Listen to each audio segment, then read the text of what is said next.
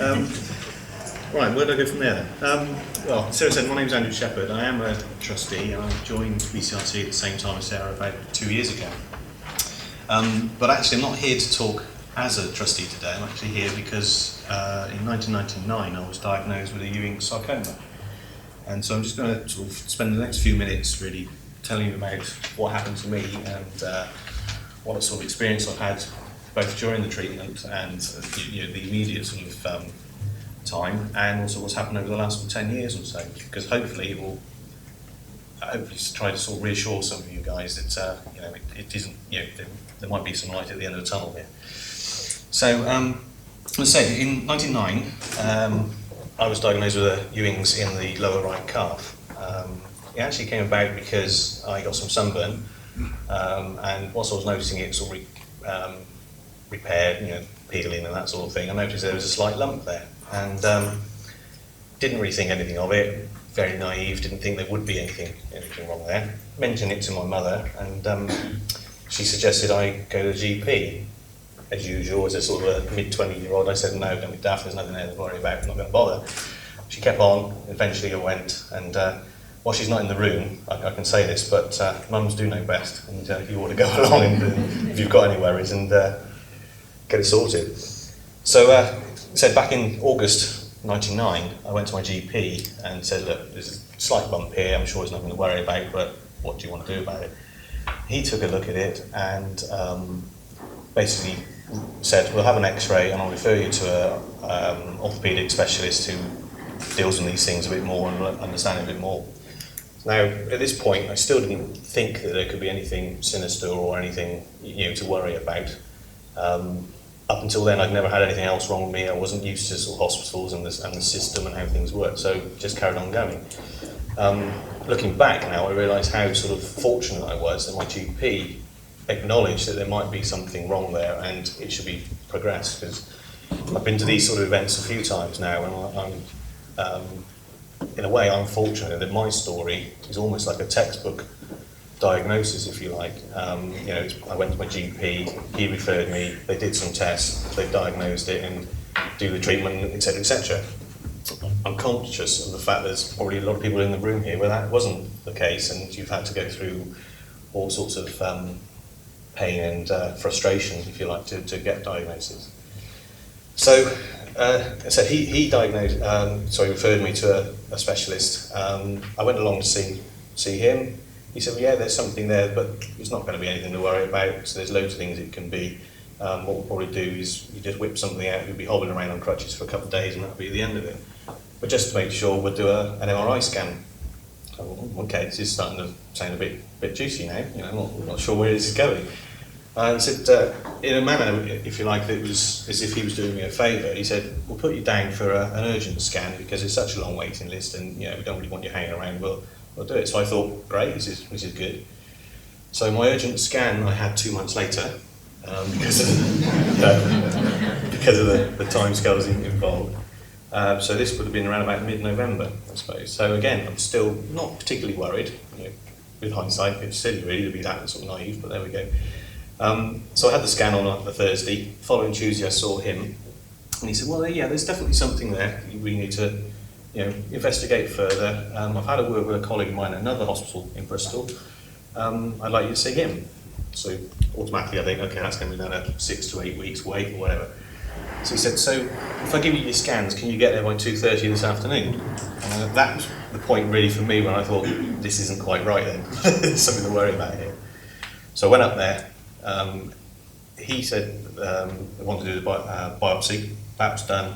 Went back the following week and very matter-of-factly was told, you've got a highly malignant tumour, if you don't do something about it, it'll kill you.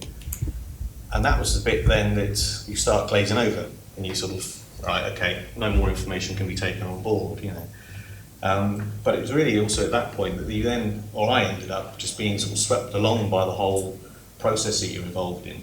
And as I said earlier, in a way, everything from that point on just went by the book. I went and had my chemotherapy, I had my surgery, I had a bit more chemo afterwards, and then he said, yeah, fine, okay, see you, we'll see you in 3 months. And that was it.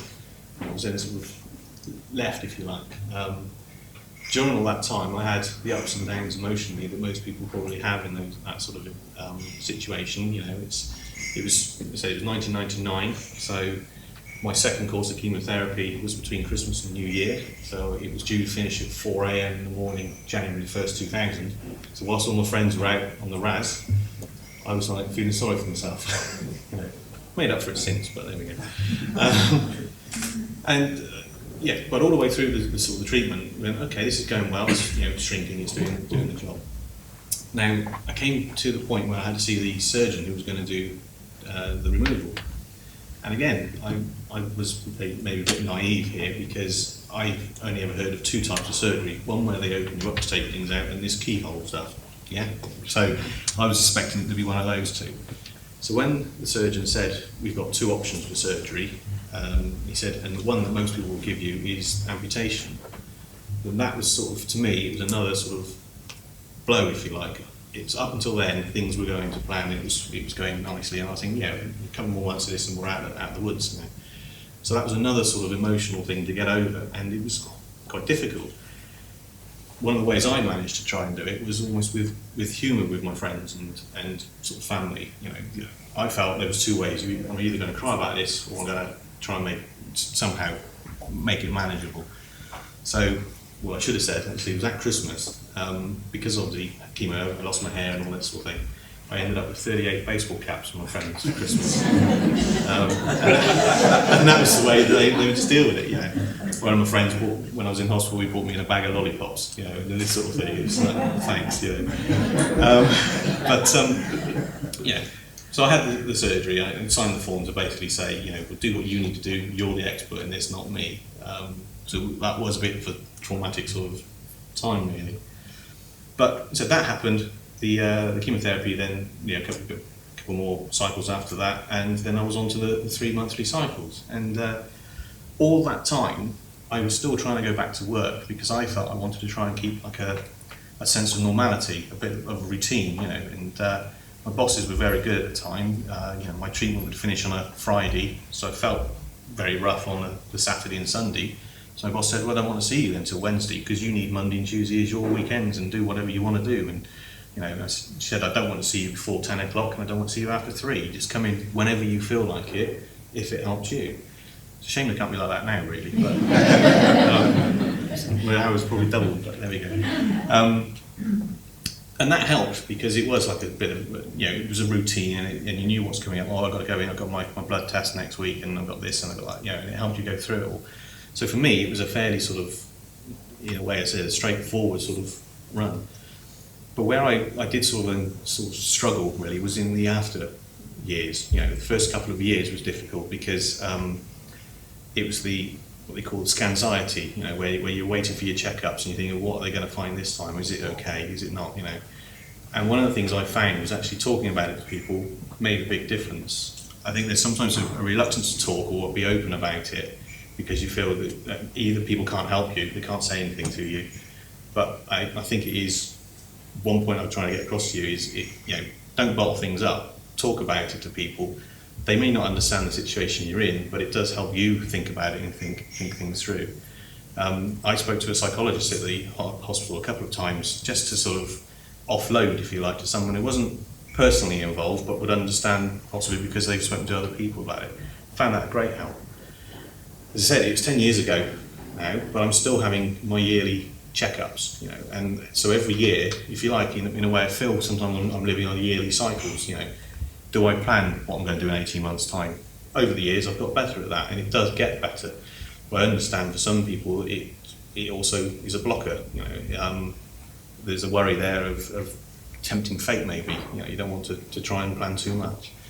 So, you know, it's been, touch wood and all that, I've been okay at the moment, but over the time, there's been a couple of instances which has just sort of made it rear its head again. A year ago, I had an echocardiogram because it was the first time we mentioned about, you know, we better check if there's any damage to heart tissue. There wasn't, but it was, you know, 10 years ago I thought, well, there won't be any problems now, there won't be any long-term effects, you know, should be all right. So that was another worry to go through. Last year, similar sort of thing where I was ill, and probably for anybody who hadn't been through this experience, they would just put it down to a rough patch they were going through, and you know, but I couldn't help thinking, is this some sort of sign? So anyway, that's my sort of story. I kind of really just want to say to you, to finish, if during the day you want to come and ask me anything, feel free to do so. I know some people feel awkward about doing that, but I'm quite happy to answer any sort of questions during the day if you want to come and say, how did you feel about this, or whatever. And that's probably a better way of trying to get the message across to you. So thank you for listening.